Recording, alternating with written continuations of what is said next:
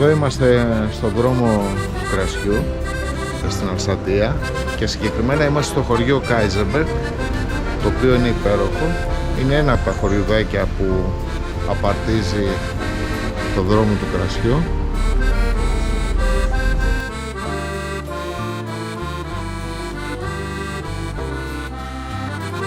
Τα καταστήματα δεν έχουν ανοίξει ακόμα, γιατί ανοίγουν τα περισσότερα στις 10 η ώρα.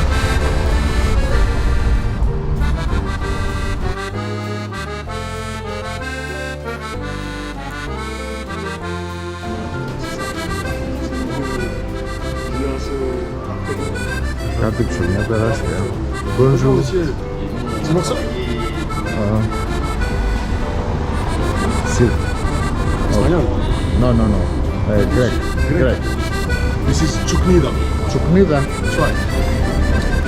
Αυτό λέει είναι τσουκνίδα. Για παραδοκιμαστηρή.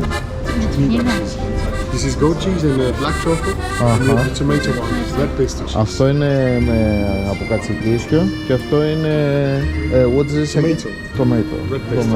Από τομάτι. Και έχει και ψωμάκι. I can vacuum seal if you need to bring back the grease. I am on a motorcycle. Yeah, no problem.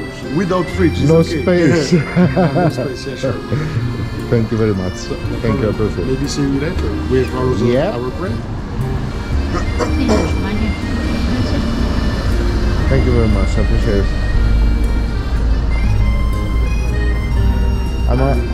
I was surprised by the length of bread.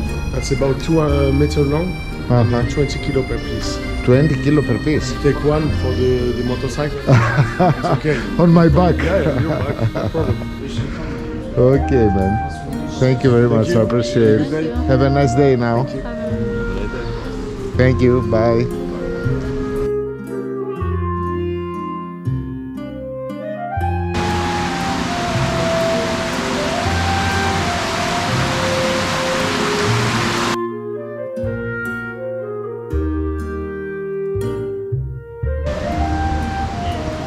Αυτή είναι μια κλασική μπουλανζαρή, λοιπόν. Κοιτάξτε τι καλούδια έχει στη βιτρίνα της και πόσα έχει μέσα.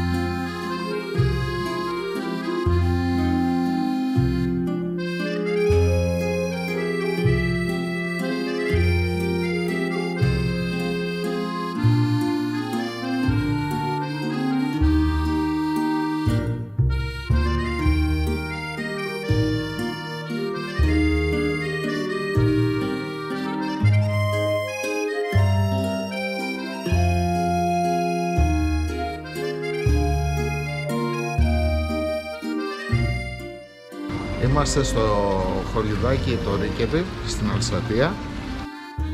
Είναι περίπου 9 χιλιόμετρα έξω από το Κολμάρ. Είμαστε στο δρόμο του κρασιού.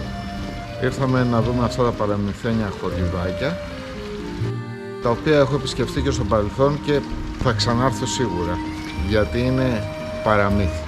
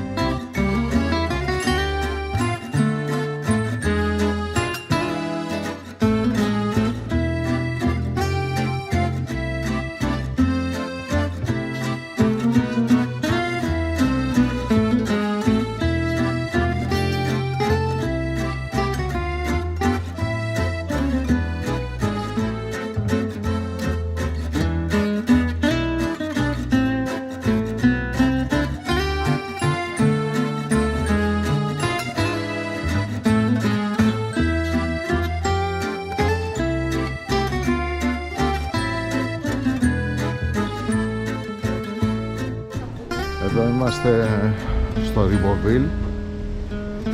Είναι το τρίτο χωριουδάκι που ερχόμαστε. Είναι και αυτό παραμεθμένο. Πολύ όμορφα, γραφικά, μεσαιωνικά.